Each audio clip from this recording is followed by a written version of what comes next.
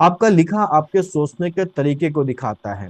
आप जो भी लिखते हैं वो आपके जो सबकॉन्शियस माइंड है, आपका जो अंतर मन है, उसका एक दर्पण होता है। इनके अंतर संबंध और इसके सारे डायमेंशंस को अगर आप ठीक से तैयार कर लेते हैं तो इससे किसी भी तरीके का निबंध क्यों ना आ जाए, आप उसको आसानी से टैकल कर लेंगे, आसानी से लिख लेंगे। कि 120 नंबर के इस पेपर में आप 90 से 95 मार्क्स तक भी ला सकते हैं। लेकिन इतने नंबर लाने के लिए कुछ बातें ध्यान रखनी है जिन्हें फॉलो करके ही आप इतना स्कोर ला सकते हैं।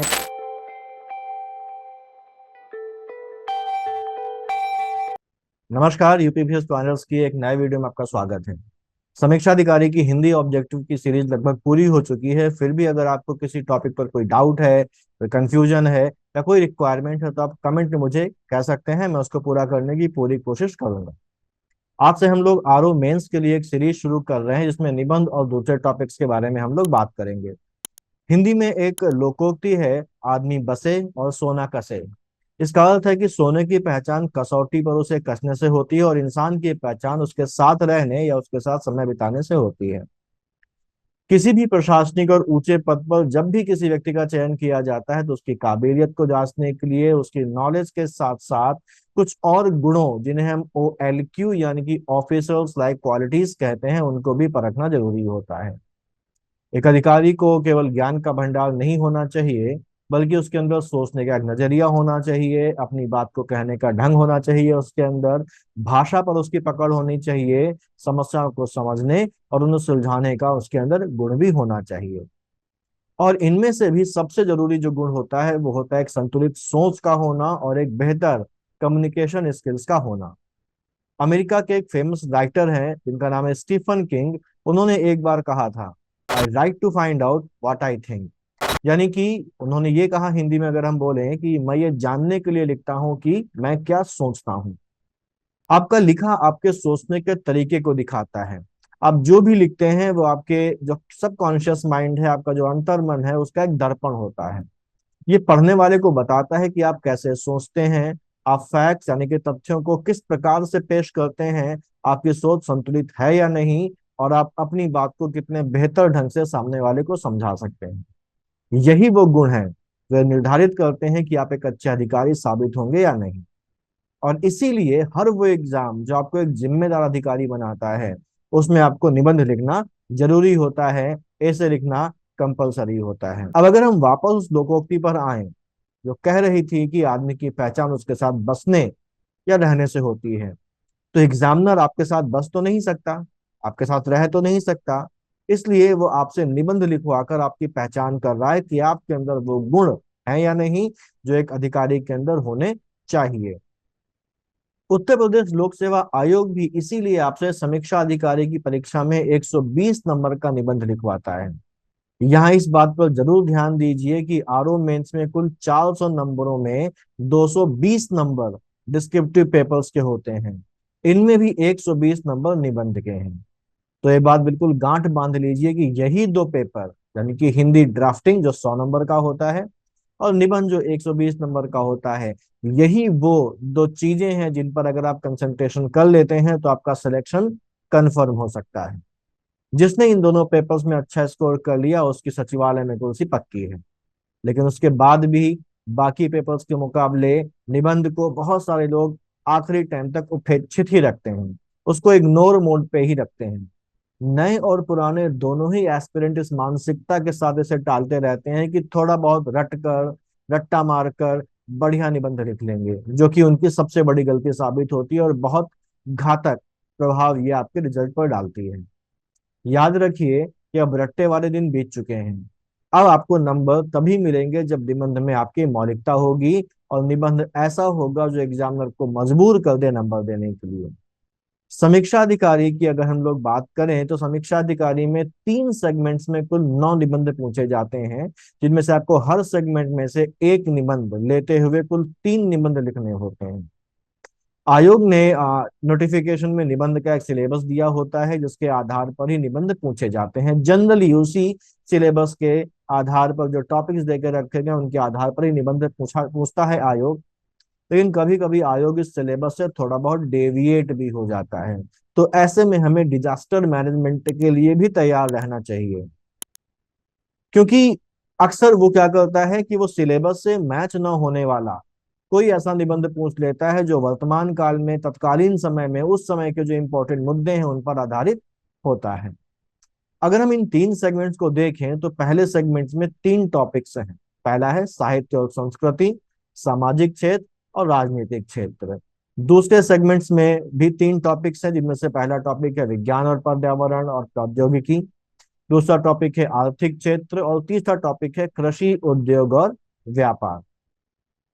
तीसरे सेगमेंट के टॉपिक्स हैं राष्ट्रीय और अंतर्राष्ट्रीय घटनाक्रम, दूसरा टॉपिक है यहाँ पर प्राकृतिक आपदाएं यानी कि नेचुरल डिजास्टर्स, और राष्ट्रीय विकास योजनाएं एवं परियोजनाएं। तो ये तीन सेगमेंट्स हैं और जिसमें तीन तीन टॉपिक्स हैं, तो कुल 9 टॉपिक्स हमारे पास हो गए और हर टॉपिक से जनरली एक निबंध पूछा जाता है और उनमें से छांट के हमको 3 निबंध लिखने हैं।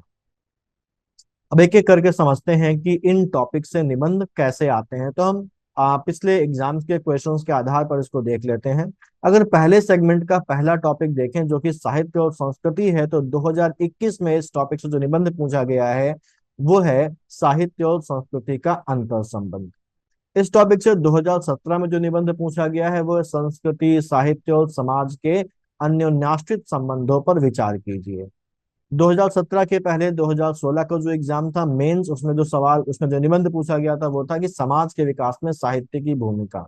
तो इन तीनों ईयर्स के अगर हम टॉपिक 1 के निबंध को देखें तो सभी निबंध समाज, साहित्य और संस्कृति के आसपास घूम रहे हैं। यानी कि अगर इसको आप ठीक से तैयार कर लेते हैं, समाज, साहित्य, संस्कृति, इनके अंतर संबंध और इसके सारे डायमेंशंस को अगर आप ठीक से तैयार कर लेते हैं, तो इससे किसी भी तरीके का निबंध क्यों ना आ जाए, आप उसको आसानी से टैकल कर लेंगे, आसानी से लिख लेंगे। दूसरे सेगमेंट सामाजिक क्षेत्र से 2021 में जो निबंध आया था वो है शिक्षा और नैतिक मूल्य। 2017 में भारत की मौलिक एकता क्या है ये पूछा गया था निबंध में, और कहा गया था कि इसकी उदाहरण सहित विवेचना कीजिए। दूसरे सेगमेंट से जो 2016 में निबंध आया वो था आज की महिला, यानी कि महिला की स्थिति पर आपको निबंध लिखने को कहा गया था। इसी तरह से बाकी सेगमेंट्स में पिछले 3 एग्जाम्स में जो निबंध पूछे गए हैं वो कौन कौन से हैं एक बार देख लेते हैं। अगर हम दूसरे सेगमेंट को देखें तो दूसरे सेगमेंट में पहला जो टॉपिक था वो था विज्ञान, पर्यावरण और प्रौद्योगिकी। इस टॉपिक से 2021 में जो निबंध आया है वो है समसामयिक परिप्रेक्ष्य में पर्यावरण परिरक्षण और प्रदूषण निवारण की महत्ता, यानी कि पर्यावरण से है। 2017 में आया है विज्ञान, जहां विकास का कारक है वहीं विनाशक की भूमिका भी निभाता है, क्यों और कैसे, विचार कीजिए। ये सिंपल सा वही निबंध है जो हम बचपन में 9th 10th 11th 8th वगैरह हम लिखते थे कि विज्ञान वरदान है या अभिशाप है, तो कुछ उसी तरीके का यह निबंध है। 2016 में जो निबंध आया है वो भी पर्यावरण से रिलेटेड है और इस निबंध है पर्यावरण और हमारा जीवन। ऐसे ही सेगमेंट 2 में जो दूसरा टॉपिक है आर्थिक क्षेत्र, यहाँ पर पिछले 3 सालों में जो निबंध पूछे गए हैं, 2021 में पूछा गया है गरीबी रेखा की तलाश सामाजिक समता का प्राथमिक प्रयास है, इस बात पर आपको निबंध लिखना है। 2017 में निबंध यहाँ पर पूछा गया है सामाजिक एकता की दृष्टि से आर्थिक असमानता असहयोगी चिंताधारा का निर्वहन करने लगता है, इस पर विचार कीजिए। और 2016 में इस टॉपिक से जो निबंध पूछा गया था वो था भारत की आर्थिक नीति, यानी कि आपको भारत की आर्थिक नीति की विवेचना करनी थी। सेगमेंट 2 का जो तीसरा टॉपिक है वो है कृषि, उद्योग और व्यापार, यानी कि यहाँ पर कृषि से, उद्योग से या व्यापार पर आधारित निबंध पूछे जाएंगे। 2021 में जो निबंध यहाँ पर पूछा गया था वो थोड़ा सा ऑफ बीट था और वो था भारतीय जनजीवन की विविध चुनौतियां। 2017 में पूछा गया है भारतीय किसान नीति की समकालीन चुनौतियों पर प्रकाश डालें, और 2016 में कृषि पर था भारतीय कृषि उद्योग, ये निबंध था। सेगमेंट 3 में आ जाते हैं, तीसरा सेगमेंट, जिसमें जो पहला टॉपिक है वो है राष्ट्रीय और अंतर्राष्ट्रीय घटनाक्रम, यानी कि करंट अफेयर्स से रिलेटेड जो करंट सिचुएशंस हैं, करंट घटनाएं हैं, उनके आधार पर निबंध आपका पूछा जाएगा। वो नेशनल लेवल के भी हो सकती हैं और इंटरनेशनल लेवल के भी हो सकती हैं। तो यहाँ पर इस टॉपिक से 2021 में जो निबंध पूछा गया है वो है तृतीय विश्व युद्ध की आशंका और भारत की नीति। 2017 में पूछा गया है नक्सलवाद पर, नक्सलवाद और भारतीय बुद्धिजीवियों के संबंधों पर प्रकाश डालिए। 2016 का निबंध है भारत के वर्तमान प्रधानमंत्री की अमेरिका यात्रा और हमारा देश। इस सेगमेंट में जो दूसरा टॉपिक है वो नेचुरल डिजास्टर्स यानी कि प्राकृतिक आपदाओं से संबंधित है और इससे रिलेटेड निबंध यहाँ पर पूछे जाने हैं। तो जो पहला निबंध 2021 में आया है रिसेंट एग्जाम में, वो है प्राकृतिक आपदाएं और हमारी तैयारियां। 2017 में निबंध यहाँ पर पूछा गया है प्राकृतिक आपदा नीतियों के प्रारूपों पर विचार कीजिए। और जो 2016 में पूछा गया निबंध है भूकंप और सुनामी की समस्या और हमारी निवारक व्यवस्था। यहाँ पर भी अगर आप प्राकृतिक आपदाओं के सारे डायमेंशंस को कवर कर लेते हैं, प्राकृतिक आपदा की जो तैयारियां हैं उनको कवर कर लेते हैं, सेंडाई फ्रेमवर्क को कवर कर लेते हैं, डिजास्टर मैनेजमेंट को ठीक से कर लेते हैं, तो इस सेगमेंट में कैसा भी निबंध आए आप आराम से उसको आप वहां पर लिख सकते हैं। तीसरे सेगमेंट का जो तीसरा टॉपिक है वो है हमारा राष्ट्रीय विकास योजना एवं परियोजना, यानी कि ये बेसिकली नेशनल लेवल की जो प्रोजेक्ट्स हैं, नेशनल लेवल की जो स्कीम्स हैं उनसे रिलेटेड आता है। 2021 में इसमें जो सवाल जो निबंध पूछा गया है वो स्थानीय बनाम भूमंडलीय। हमारे प्रधानमंत्री ने लोकल फॉर वोकल का नारा दिया था, तो उसी से लिंक करके ये निबंध यहाँ पर दे दिया गया, स्थानीय बनाम भूमंडलीय यानी कि लोकल वर्सेस ग्लोबलाइज्ड। ठीक है। 2017 में पूछा गया भारतीय एकता को ध्यान में रखते हुए पड़ोसी देशों से मिलने वाली चुनौतियों और समाधान विषय पर विचार व्यक्त कीजिए। इंटरनेशनल रिलेशन से रिलेटेड आ गया।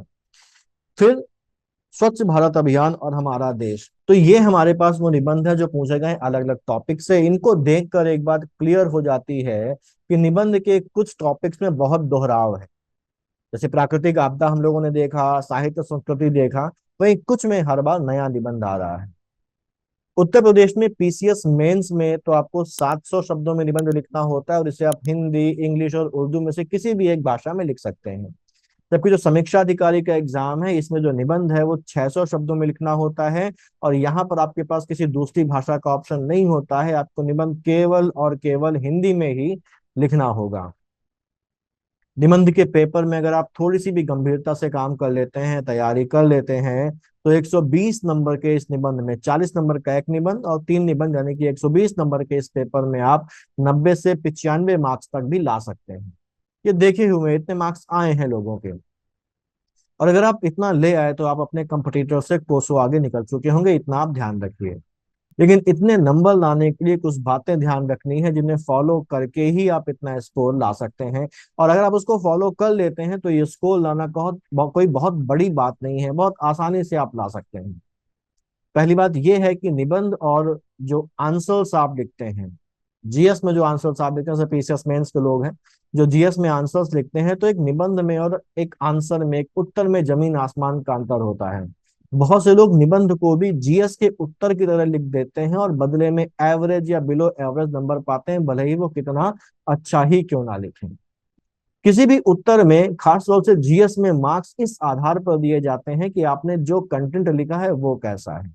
यानी कि जब एक आंसर लिखेंगे जीएस के पॉइंट ऑफ व्यू से तो वो कंटेंट बेस्ड होता है, कंटेंट अच्छा लिखा है आपने तो आपको अच्छे मार्क्स मिल जाएंगे।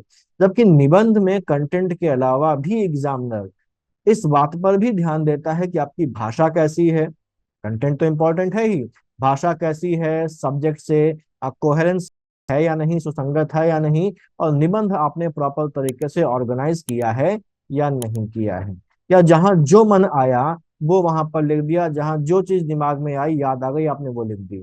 तो जैसा मैंने शुरुआत में ही कहा था कि मौलिकता और फ्लो एक निबंध की जान होती है। जबकि अधिकांश लोग कहीं से नोट्स का जुगाड़ करके या बाजार में मौजूद किताबों से रट्टा मारकर वही निबंध लिखकर चले आते हैं और बेहतर मार्क्स की उम्मीद लगाकर बैठ जाते हैं। ध्यान रखिए कि एग्जामिनर आपसे कहीं ज्यादा चालाक है, कहीं ज्यादा तेज है और कहीं ज्यादा अनुभवी है। वो ऐसा निबंध देखकर ही समझ जाता है कि ये निबंध आपने किस किताब से या कौन से सर के नोट से रटा है। तो उसे बेवकूफ बनाना या उसे बेवकूफ समझना ऐसे लोगों की महामूर्खता ही होती है।